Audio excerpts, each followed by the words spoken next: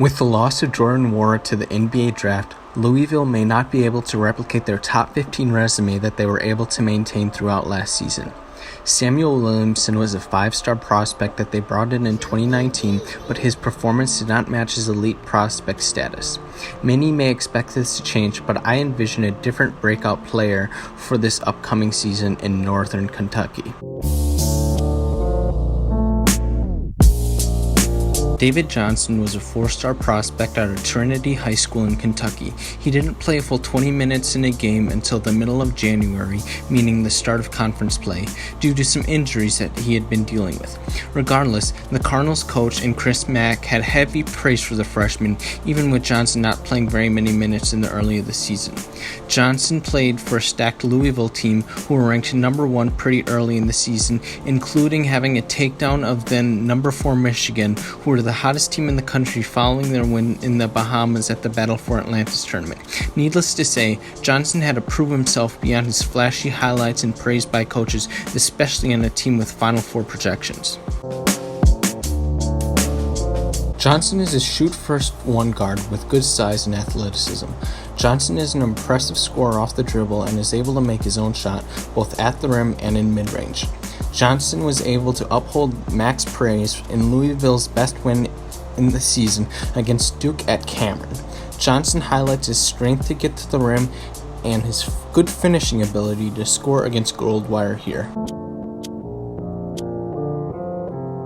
From the same game, he uses his size here for a really tough shot.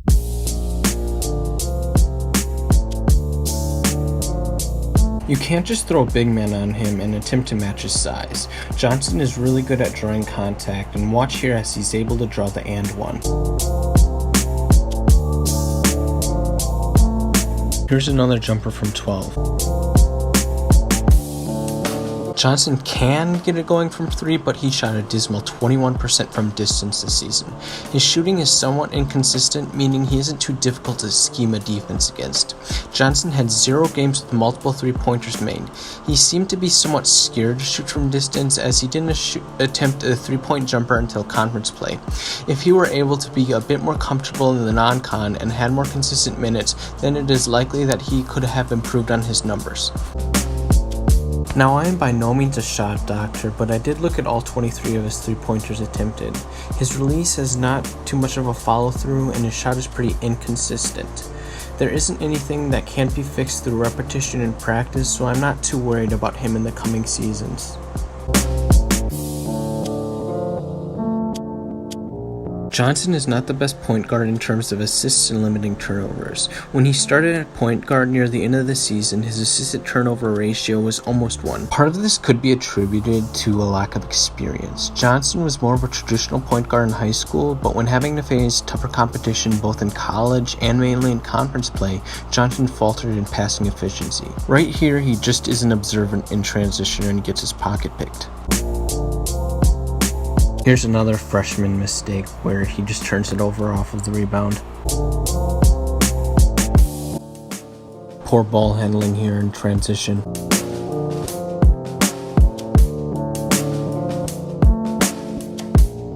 This was a smart pass, it was just a little bit high. It's not really his fault here. Not a great decision to drive here, probably could have handled it a bit better. A fair amount of his turnovers are off of aggression to get to the rim rather than poor decisions on passing. Improvements on his strength can remedy this issue. Johnson is a good passer out of the pick and roll, which are not difficult passes to make. Not too difficult to seek or make this entry pass here either. Good eyesight here to see 0 is sagging off and 13 is pretty late on the rotation. A good pass here and one that's quite difficult against multiple defenders in transition. It should be noted that Johnson's best passing game in terms of the amount of assists he had was against Clemson. The majority of his assists came in the second half, and they were in a game that was basically a blowout at that point in time. It could be stated that this lack of defense was not good offense by Johnson, but instead it was a tiredness and the fact that it was a 20-point game for the majority of the second half here. With his passing abilities in mind, I don't think Johnson should start at the 1. I think he could start at the 2 because I don't think he's as traditional as a point guard as the transfer that they're getting from Radford and Carlick Jones is. Jones averaged 7 assists per game, and he had much a better turnover to assist ratio than Johnson has, and he's a lot older. He's a grad transfer, so he's seen the game a lot longer, and I think for the sake of the Cardinals' success, Johnson could be the 2, or you could put Williamson at the 2, and you could have Johnson coming off the bench because he was a lot better off the bench than he was as a starter. But a lot of it depends on how well Johnson has transformed as a player over the offseason, how big of a jump there is for him between freshman and sophomore, and how good he is at reading defenses, making passes, and not being overly aggressive, and being more of a sophomore than a freshman.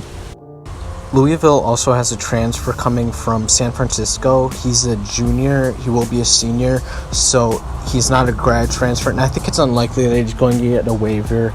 He had a breakout season the past season, so I think it's unlikely that he's going to get a waiver because I don't think he has too good of a case for a waiver. So I think it's likely that we will see Williamson at the 2 or the 3 and Johnson at the 2 or coming off the bench, depending on whether this guy gets a waiver or not. Johnson uses his size to be a pretty good defender as well as a good rebounder, both offensively and defensively, especially for a guard. Watch here as he's able to intercept the pass in the passing lane.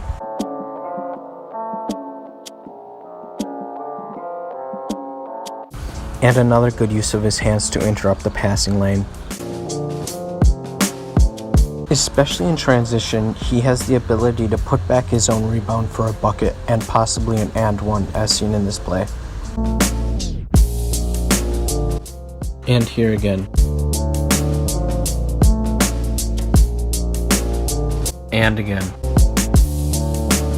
Overall, Johnson is an exciting young player and one who I could view leading Louisville to a deep run next season and be a late first-round pick in the coming years. Hey, thanks so much for stopping by and watching my videos. Please let me know if you have any suggestions though, and overall, thank you so much.